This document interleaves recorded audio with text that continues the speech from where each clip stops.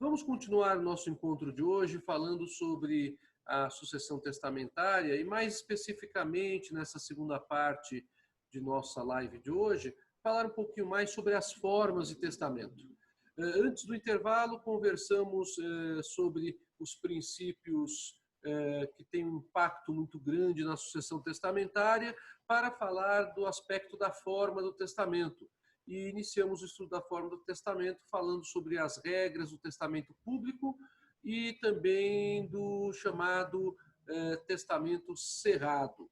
Nós vamos agora, então, falar sobre o testamento particular.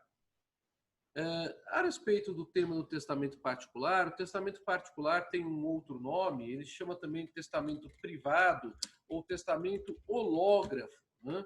Ele é realizado mediante instrumento particular. Então, ele não tem nenhum ingrediente relacionado a um oficial de cartório de registros públicos. Já o testamento cerrado, como nós vimos antes do intervalo, tem esse ingrediente, porque o oficial do cartório acaba analisando não o conteúdo em si, mas a forma, né? Então, acaba aprovando e determinando o lacre desse testamento, conforme nós vimos antes do intervalo.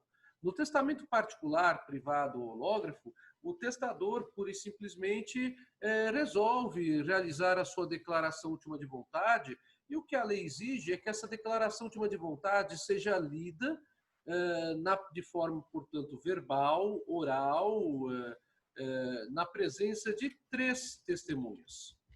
Então, nós temos o aumento de uma testemunha em relação ao testamento público e ao testamento cerrado, quando da elaboração do auto de aprovação do testamento cerrado. Aqui são 3 testemunhas.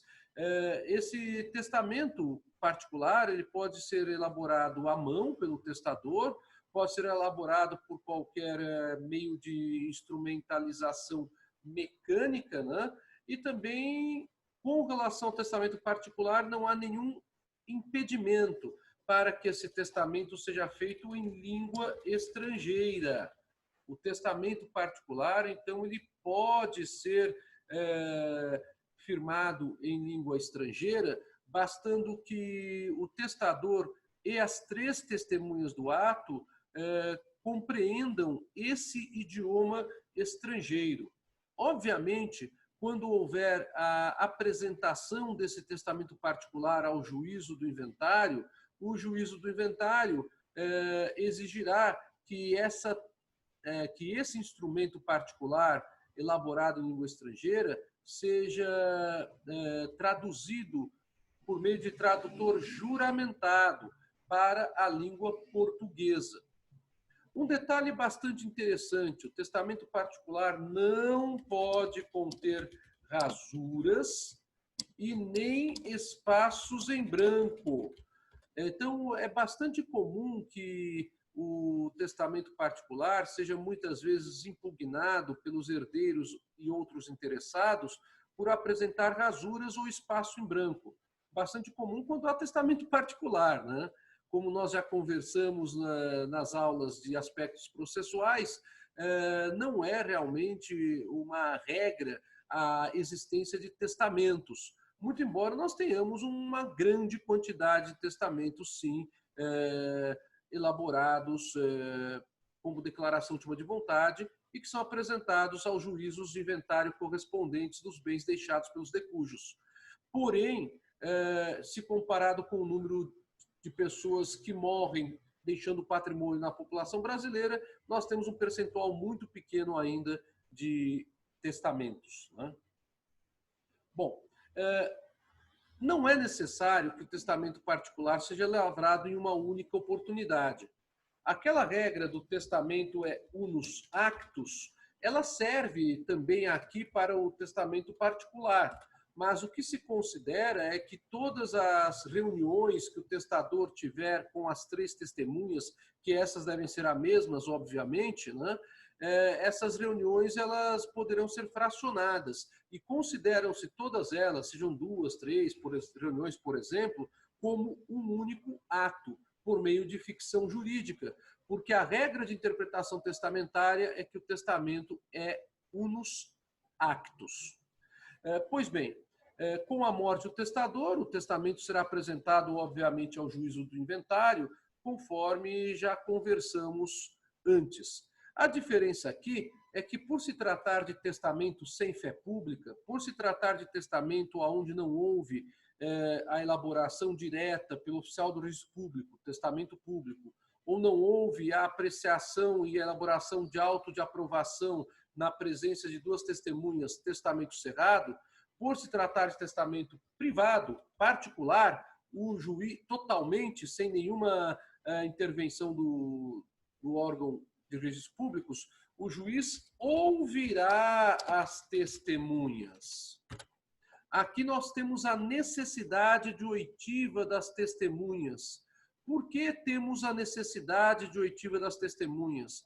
Para que elas possam descrever, em primeiro lugar, se o testador estava com completa liberdade para emitir a declaração que deve ser livre, séria e no sentido proposto pelo testamento. Esta é a primeira questão.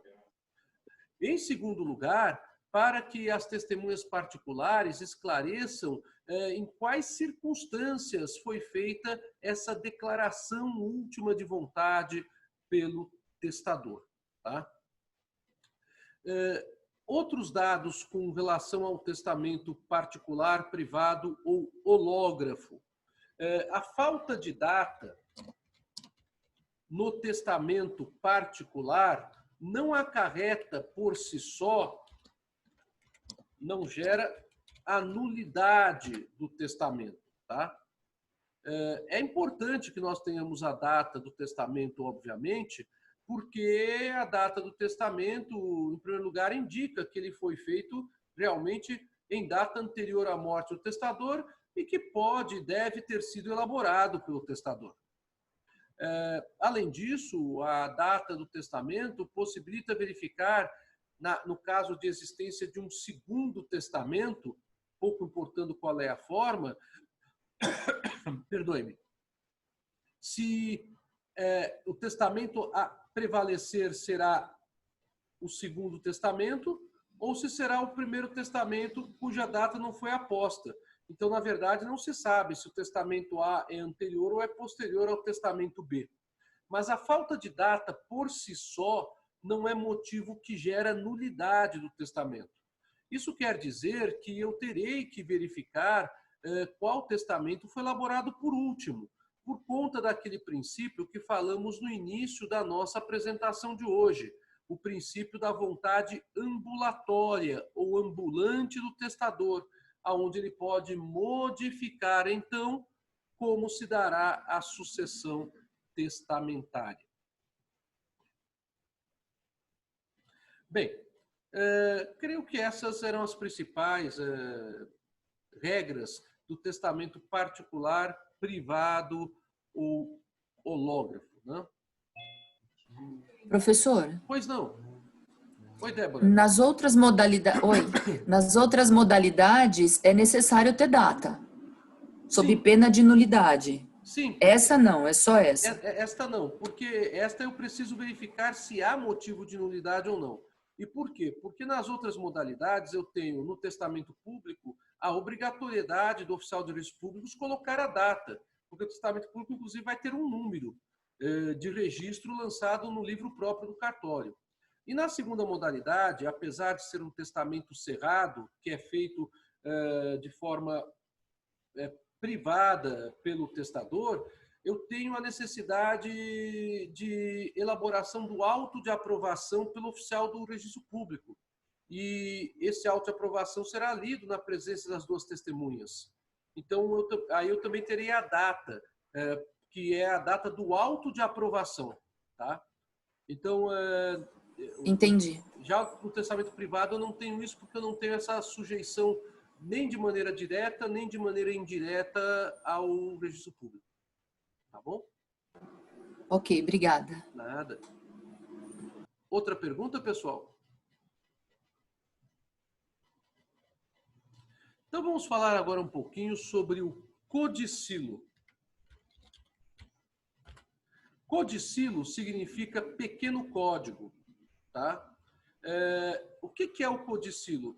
É um testamento, só que é um testamento extremamente abreviado, porque é um testamento que trata basicamente de despesas de funeral e de bens de pequeno valor. O que é pequeno valor? Não há, na verdade, na lei, a identificação do que é pequeno valor. A única coisa que nós temos, que a gente já conversou na semana passada, é a questão do valor dado à causa para fins de arrolamento, né? A gente frisou que o Código de Processo Civil tem uma regra bastante interessante, que se o valor total do patrimônio deixado pelo decujus não excede a 1.000 salários mínimos, o processo será de arrolamento, né? Mas isso também não define o que são bens de pequeno valor, até mesmo porque 1.000 salários mínimos é um bom dinheiro, né? É um pouco mais de R$ 1 milhão hoje.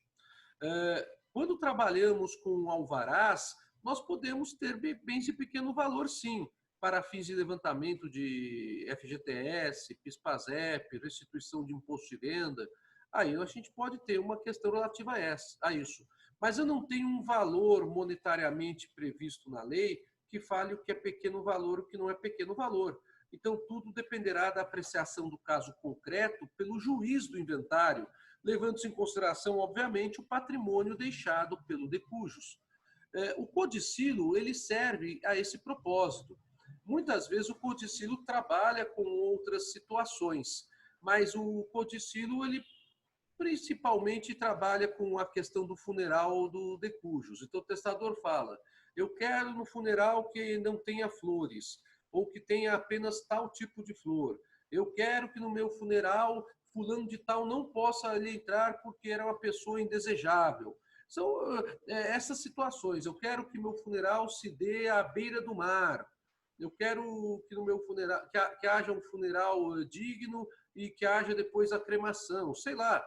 O decujus vai dizer qual que é a sua manifestação de vontade. Ah, eu sou flamenguista roxo, então eu quero ser enterrado com a bandeira, com a camisa do Flamengo no meu corpo e com a bandeira do Flamengo sobre o caixão. Sei lá, não sei realmente o que dizer para vocês, mas há várias situações insólitas que podem levar a esse tipo de declaração de vontade.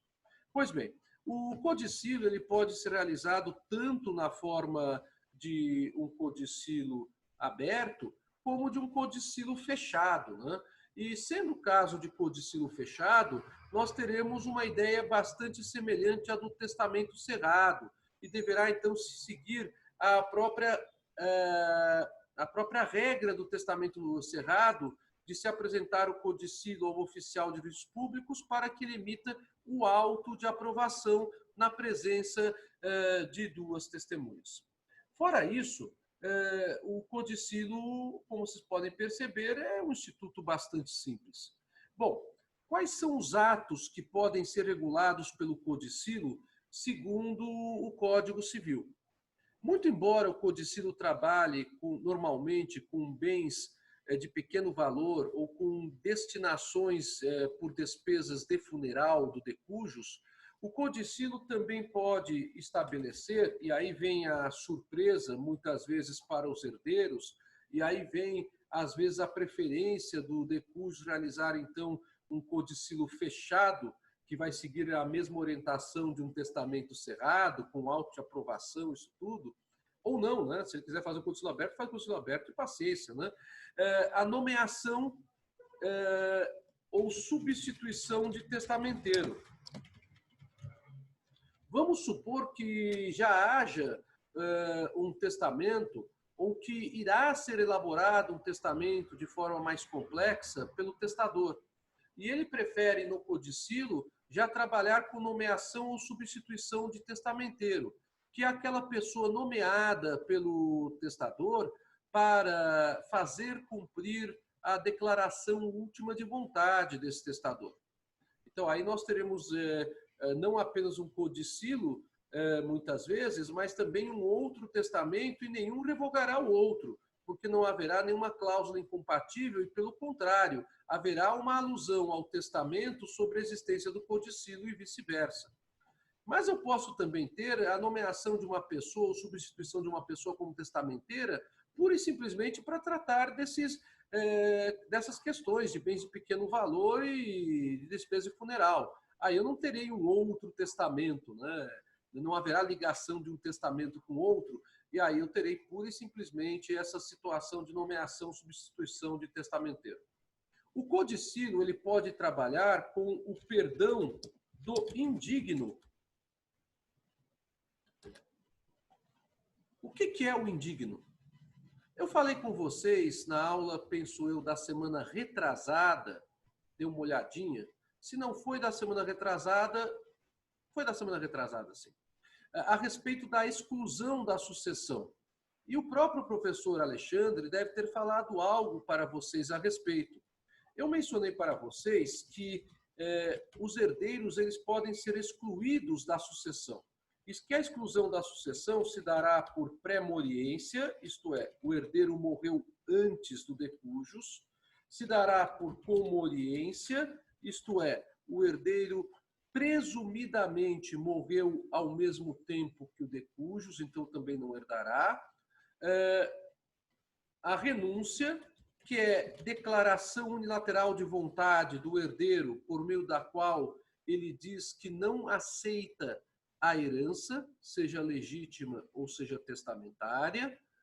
E falamos ainda da deserdação, que é uma cláusula testamentária, aonde o testador poderá deserdar um herdeiro legítimo, da sucessão legítima, e que seja herdeiro necessário, portanto, o descendente, o ascendente ou o cônjuge sobrevivente, artigo 1840 do Código Civil Brasileiro, porque esta pessoa deserdada acabou cometendo algum ato contra a vida do testador, ou algum ato contra a integridade física do testador, algum ato contra a honra do testador, algum ato contra necessidades urgentes que o testador tinha.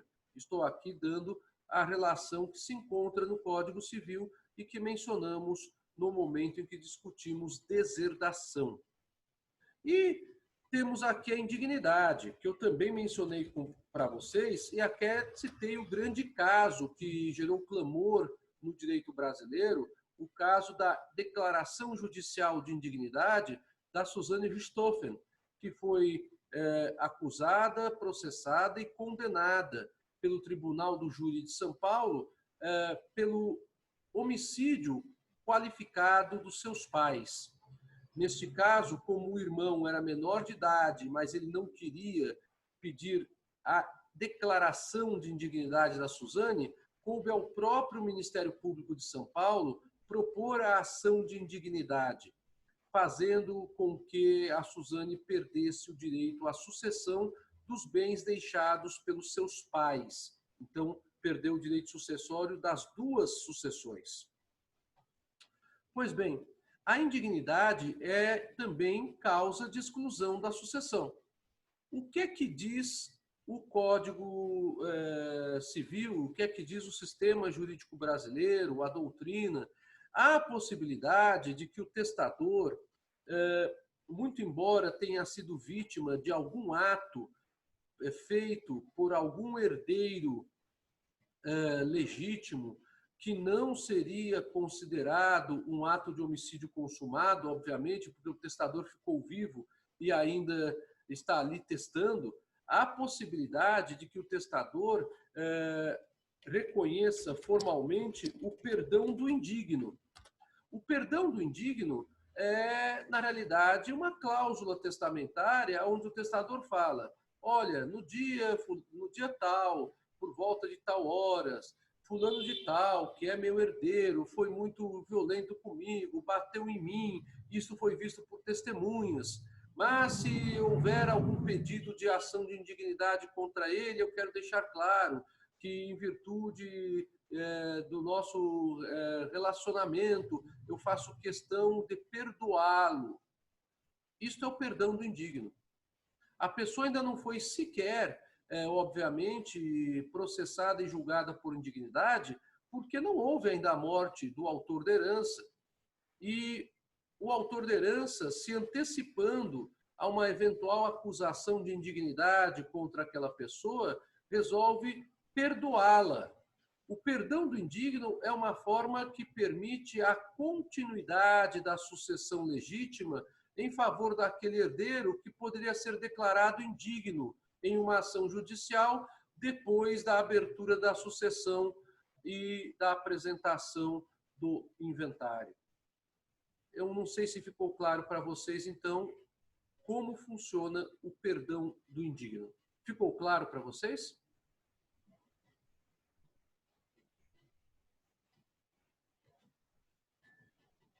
Perfeito.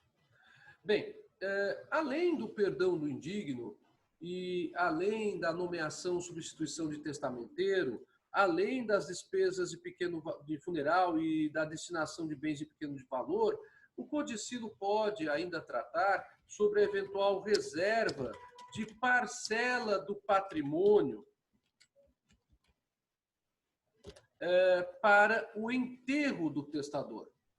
Aí não estou me referindo a determinações de funeral, estou me referindo à destinação de um valor que faz parte do patrimônio do testador, que seja totalmente revertido para o enterro. E para também aquilo que o Código fala, sufrágio da alma do testador, como a realização de missa de 7º dia, de missa de 30 dias, missa de 1 ano, ou qualquer outra atividade que o testador entenda que compreende a ideia de enterro. Bom, percebam vocês que tudo isso que pode ser trabalhado por um codicilo não se limita ainda a isso. O codicilo pode, de forma surpreendente, também ter uma cláusula de reconhecimento de filiação. E aí é óbvio que o testador, se quiser não ter problemas com a família, preferirá adotar o codicilo fechado e não o codicilo aberto, né? Essa cláusula de reconhecimento de filiação, ela importará no reconhecimento voluntário da paternidade ou da maternidade. E claro, que poderá eventualmente sofrer alguma impugnação de algum interessado. E aí, havendo uma questão de alta indagação, essa questão será tratada pelas vias ordinárias, conforme nós já conversamos aqui quando falamos sobre questões de alta indagação. Então, o reconhecimento de filiação pode ser feito via codicilo. Mas o codicilo não admite a deserdação. Olhem só que curioso, não há a possibilidade do codicilo deserdar herdeiros. É proibida a deserdação de herdeiros. E também é proibida a nomeação de herdeiro por codicilo. Então, não cabe no codicilo a contemplação a uma pessoa como sucessora testamentária. E também não cabe no codicilo a deserdação de um herdeiro necessário para que ele não tenha direito à sucessão legítima. Vitória, quer fazer alguma pergunta? Não, ela deve ter encostado aí no teclado, não tem problema. Bom, para terminar o estudo do codicilo... foi a internet que caiu. Bom, para terminar o estudo do codicilo, não se admite codicilo a roubo. Então, é vedado o codicilo feito por pessoa analfabeta, tá? E admite-se o codicilo realizado por instrumento mecânico, como máquina de escrever, ou mesmo o eletrônico. Não há proibição com relação a isso. Então, é vedado o codicilo a roubo. Essas são as regras do codicilo. E uma última observação. Tudo aquilo que pode no codicilo, pode também nas outras formas de testamento. Tá? Tudo que pode no codicilo é possível no testamento público, é possível no testamento particular e é possível no testamento cerrado. Se vocês não tiverem nenhuma pergunta, vou entrar nas formas extraordinárias de testamento.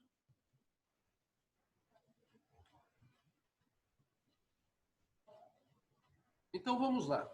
As formas extraordinárias de testamento, elas também estão previstas no Código Civil e tem um regramento bastante comum entre elas. Eu estou me referindo ao testamento marítimo, ao testamento aeronáutico e ao testamento militar.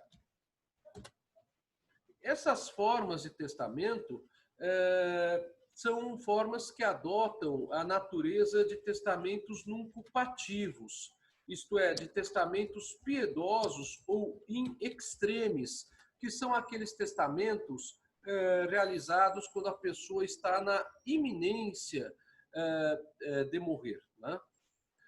Nos testamentos extraordinários, existem regimes jurídicos que são mais simples do que no testamento nuncupativo de maneira geral, que eu vou explicar para vocês daqui a alguns minutos. Então, vamos rapidamente falar sobre essas três modalidades. São extremamente simples, não haverá grandes problemas para vocês compreenderem essas modalidades. O testamento marítimo, ele é realizado em uma embarcação, né? Em uma embarcação naval que está em viagem. E quem preside o ato do testamento marítimo, quem é o responsável pela lavratura desse testamento, é o comandante do navio, ou ainda aquela pessoa a quem ele encarregar esta situação. A embarcação, ela pode tanto estar localizada em alto mar, em estado de perigo, como pode se tratar de uma viagem marítima de curta ou de longa duração, tanto em água salgada como em água doce, tá?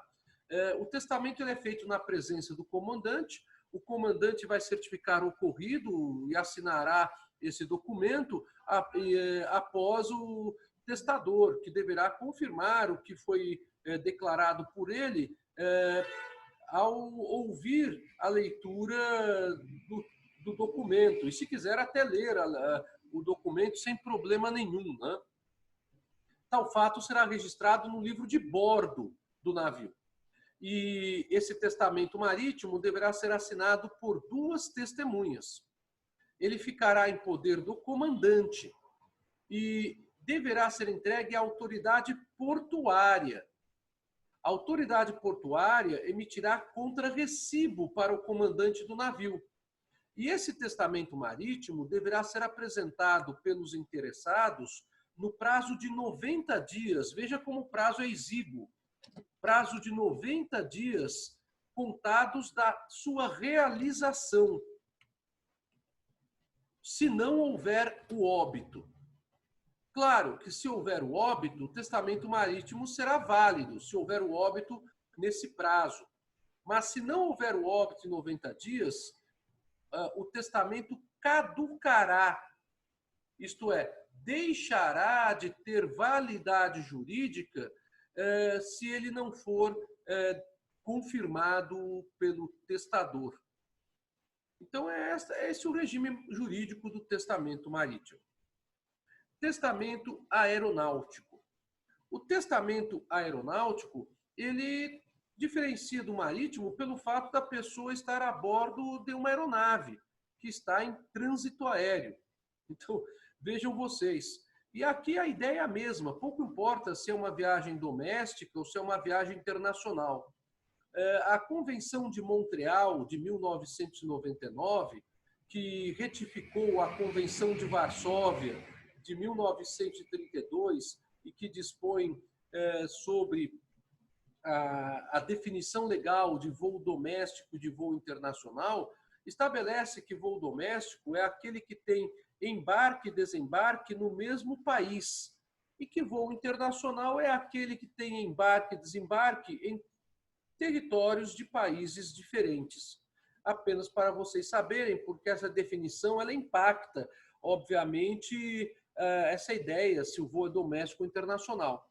Para fins de sucessão testamentária, pouco importa se o voo é doméstico ou internacional. E pouco importa ainda se é um voo militar ou se é um voo comercial, normalmente desenvolvido para passageiros civis.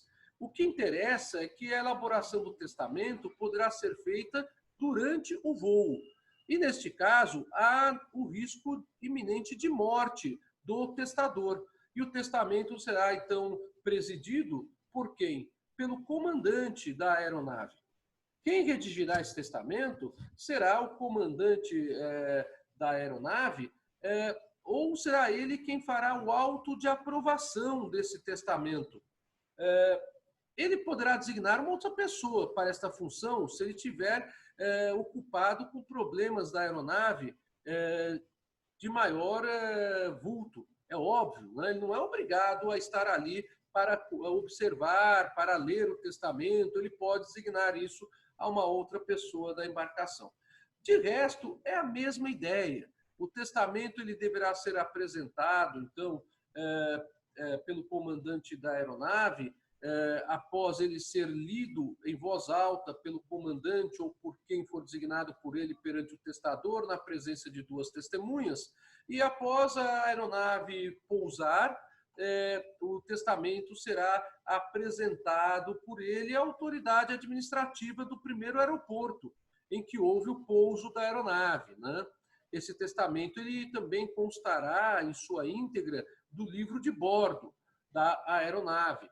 E ele, ao apresentar esse testamento, ele receberá o contrarrecibo da autoridade aéroportuária, né, de recebimento desse testamento. O testamento também caducará em 90 dias, caso ele não seja utilizado pelo testador. Mas ele terá validade se durante os 90 dias ocorrer o óbito do testador. A terceira modalidade de forma extraordinária de testamento é o testamento militar, que também tem um regramento bastante parecido. O testamento militar é a declaração última de vontade que o militar que está em serviço das Forças Armadas vier a apresentar.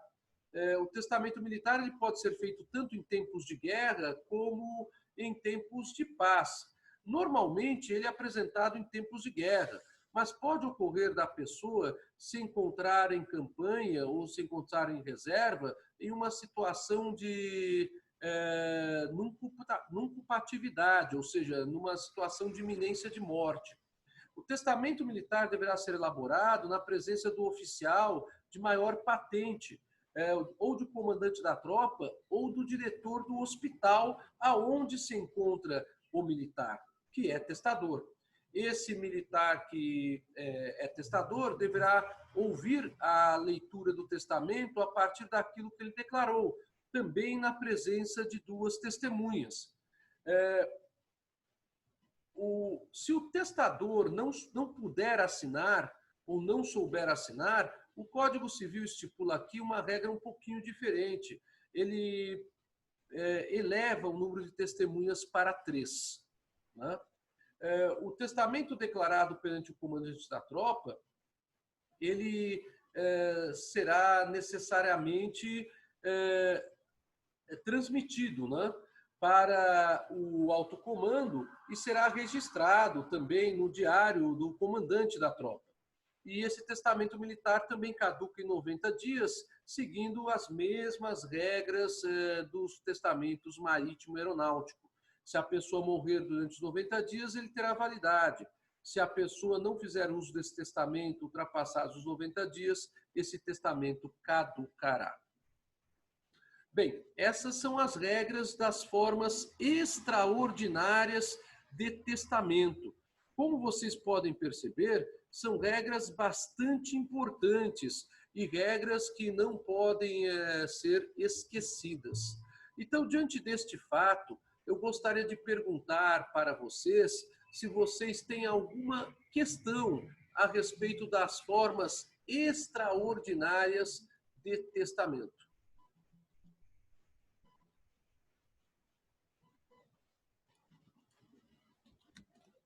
Alguma questão sobre as formas extraordinárias de testamento, pessoal?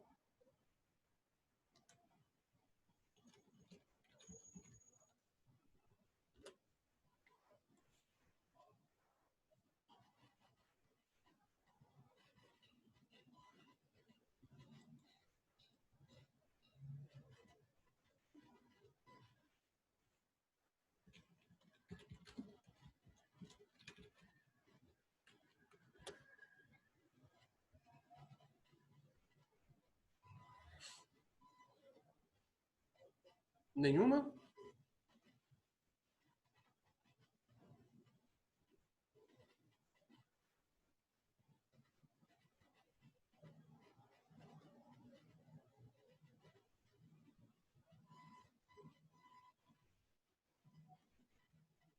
Tudo ok. Então está bem. Eu só vou pedir um segundinho de vocês que estou vendo aqui uma ligação que eu vou ter que cortar. Só um segundinho, por favor.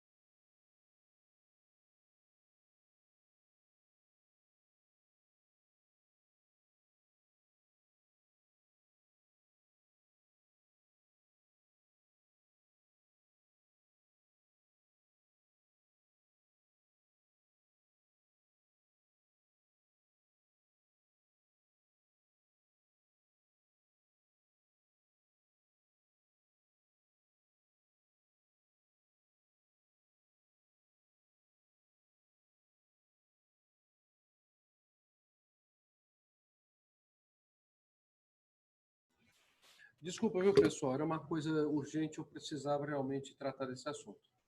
Bem, eu faço pergunta para vocês, se deu para vocês acompanharem, e penso que finalmente consegui responder as perguntas que foram feitas no início da aula de hoje com relação à forma, né? Pergunto para vocês se, então, podemos encerrar o nosso encontro de hoje. Me coloco à disposição de vocês, obviamente, para outras informações, para revisões de conteúdo, e desejo a vocês uma excelente semana, né?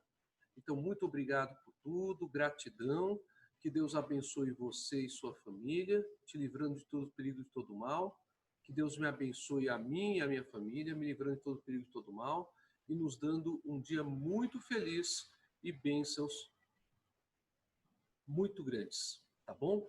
Então, pessoal, tchau, obrigado por tudo, um grande abraço a todos.